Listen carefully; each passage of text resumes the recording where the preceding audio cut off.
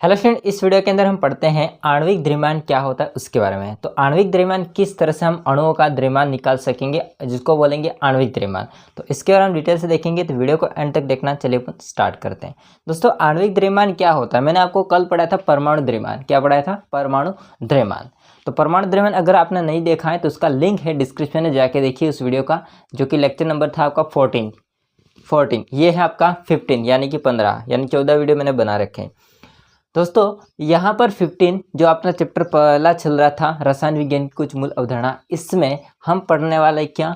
आणविक द्रव्यमान। तो आणविक द्रव्यमान एक्चुअली में होता है क्या, इसकी डेफिनेशन को समझते हैं, बाद में फिर इसका एग्जाम्पल लेके हम किस तरह से ज्ञात करते हैं वो सीखेंगे। तो देखिए, अगर मैं दोस्तों बात करूंगा आणविक द्रव्यमान की, तो आणविक द्रव्यमान क्या होता है?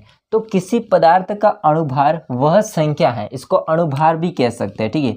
आणविक मतलब अणु और द्रव्यमान यानी भार बोल सकते हैं, अणुभार, जिससे ज्ञात होता है कि उस पदार्थ का एक अणु हाइड्रोजन के एक परमाणु अथवा कार्बन के 12, इस बारे में मैंने कल बताया था। पहले क्या होता था, हाइड्रोजन के जो द्रव्यमान संख्या होती है, हाइड्रोजन के सापेक्ष दूसरे का परमाणु जो द्रव्यमान होता है उसको ज्ञात किया जाता था, ठीक है। बाद में फिर वर्तमान में कार्बन 12 को मानक माना था, ठीक है। तो दोस्तों, हाइड्रोजन के एक परमाणु कहो अथवा इसको कहो कार्बन 12 के एक परमाणु के 12वें भाग से कितने गुना भारी हैं। तो हमको जो आणविक द्रव्यमान होता है वो ये बताता है दोस्तों कि जो कार्बन के 12 या हाइड्रोजन का एक परमाणु है, वो उसका जो भी परमाणु है उसका आणविक द्रव्यमान उसके 12वें भाग से वो कितना गुना, मतलब एक परमाणु के 12 भाग से कितना गुना वो भारी है, वो हमको बताता है आणविक द्रव्यमान। आ रही बात समझ में? आगे समझते हैं। आगे है दोस्तों, किसी अणु का आणविक द्रव्यमान उसमें उपस्थित विभिन्न तत्वों के, किसी भी अगर अणु का आणविक द्रव्यमान है उसमें उपस्थित विभिन्न तत्वों के परमाणु द्रव्यमान और उपस्थित परमाणु की संख्या के गुणनफलों के द्वारा योग द्वारा प्राप्त किया जा सकता है। यानी कि हम लोग क्या करेंगे, एक तो जो भी अणु में उपस्थित परमाणु है उसका द्रव्यमान, और साथ में जो भी जितनी संख्या है उस परमाणु की उसका हम मल्टीप्लाई करेंगे, गुणनफल करेंगे, और गुणनफल करके योग करेंगे, और संपूर्ण हम क्या निकालेंगे? आणविक द्रव्यमान निकालेंगे। जैसे एग्जाम्पल हम लेते हैं, देखिए दोस्तों, उदाहरण की हम बात करते हैं एग्जाम्पल की, तो मैं एग्जाम्पल एक छोटा सा लेता हूँ आपको समझाने के लिए, जो कि है CH4। CH4 का आणविक द्रव्यमान हमको ज्ञात करना है। क्या ज्ञात करना है? आणविक द्रव्यमान ज्ञात करना है।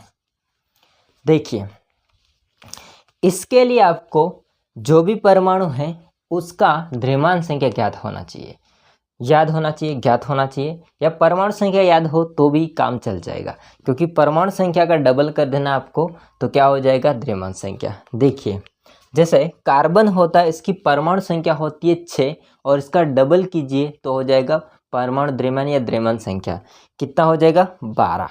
तो दोस्तों, कार्बन होता है, इसकी द्रव्यमान संख्या होती है 12 प्लस, देखो ध्यान रखना, कार्बन अलग परमाणु, हाइड्रोजन अलग परमाणु, बीच में क्या आएगा? प्लस, यहाँ पर लिखा योग, ठीक है, इस बात को ध्यान रखना, योग। तो 12 प्लस हाइड्रोजन, अब हाइड्रोजन टोटल कितने? 4 हैं।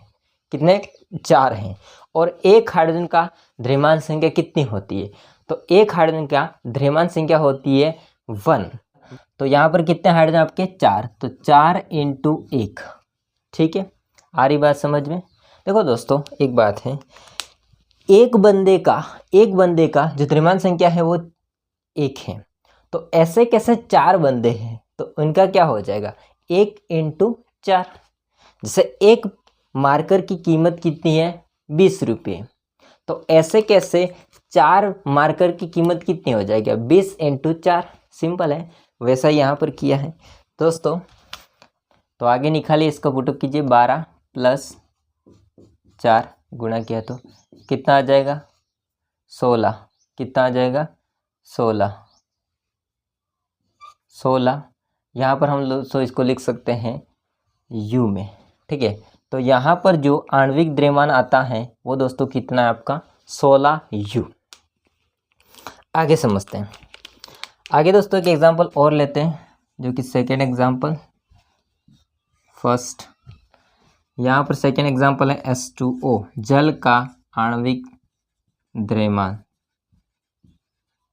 आणविक द्रव्यमान कैसे ज्ञात करेंगे? सिंपल, हाइड्रोजन का अलग लिखेंगे, ऑक्सीजन का अलग लिखेंगे, जोड़ करेंगे। देखिए यहाँ पर हाइड्रोजन संख्या में कितने? 2, तो 2 आगे कर देंगे। ऐसे एक हाइड्रोजन का कितना द्रव्यमान संख्या होता है? 1, यहाँ पर लिखा है।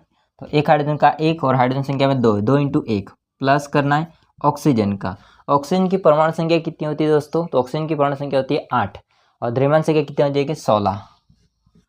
ठीक, इसको आगे पुटअप कीजिए। 2 + 16 18 U। तो यहाँ पर H2O का द्रव्यमान संख्या कितनी आती है? सॉरी, आणविक द्रव्यमान कितना आता है? 18 U आता है। ठीक, नेक्स्ट अगर देखा जाए दोस्तों तो एक और हम कर लेते हैं, तीसरा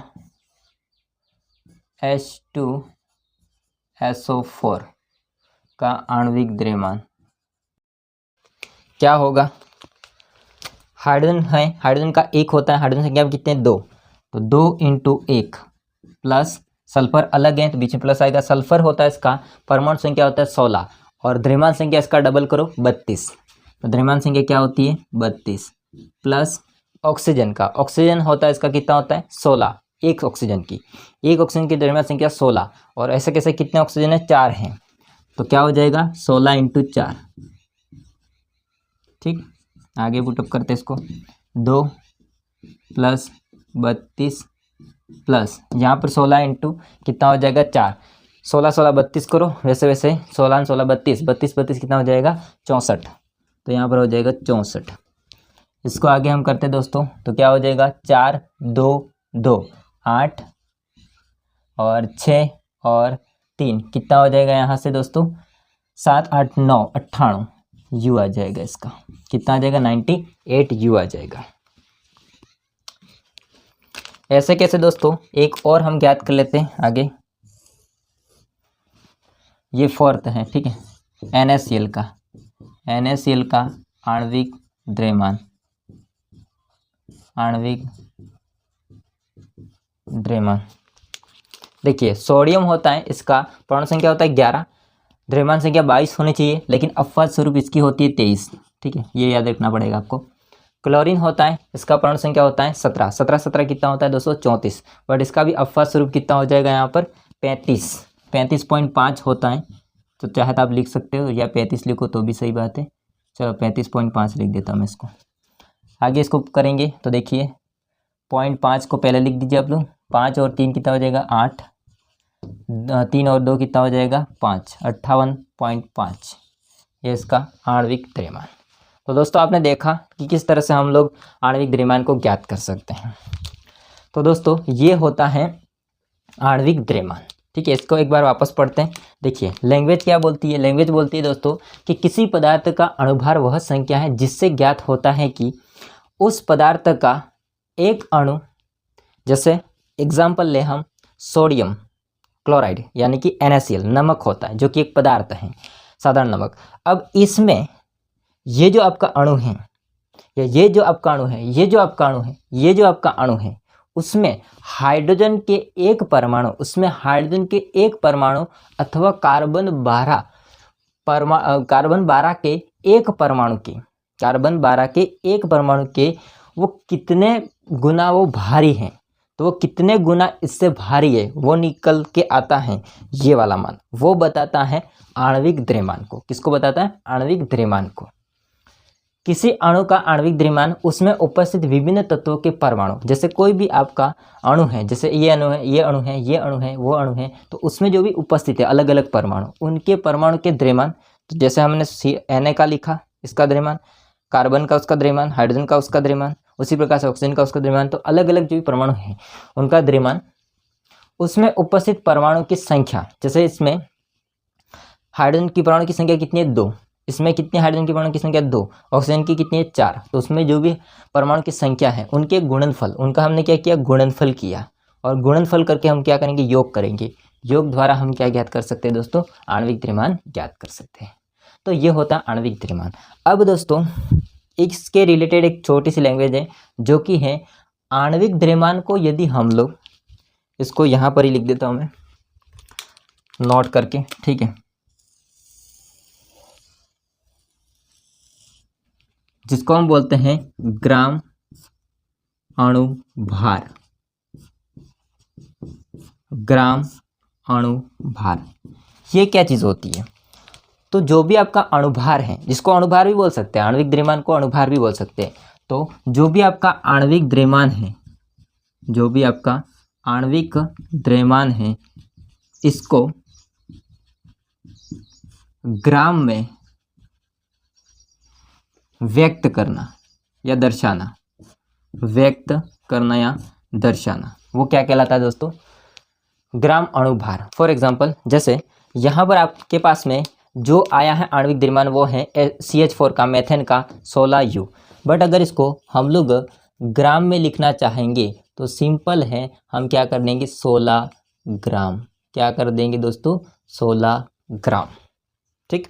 उसी प्रकार से जी लिखो तो भी कोई बात नहीं है, ठीक है, ग्राम। उसी प्रकार से इसमें भी हमको अणुभार में, ग्राम अणुभार में लिखना है तो हम क्या करेंगे, जी को जोड़ देंगे तो यहाँ पर क्या हो जाएगा 58.5 ग्राम, ठीक। इसको यदि हमको ग्राम में लिखना है तो कुछ नहीं करना है 18 ग्राम। इसको भी हमको अगर ग्राम में लिखना है तो हम क्या करेंगे 98 ग्राम, ठीक है। उसी प्रकार से जो भी हैं उनको अगर ग्राम में दर्शा देंगे तो उसको बोलते हैं ग्राम अणु भार। क्या बोलते हैं, ग्राम अणु भार बोलते हैं इसको। गर्मी भी बहुत ज़्यादा हो रही है, सॉरी। तो दोस्तों इस वीडियो में हमने सीखा आणविक द्रव्यमान कैसे ज्ञात करते हैं और ग्राम अणुभार क्या होता है इसके बारे में। तो वीडियो पसंद आया तो लाइक करना, चैनल को सब्सक्राइब नहीं कर देना। मिलते हैं नेक्स्ट वीडियो में, तब तक के लिए जय हिंद, वंदे मातरम।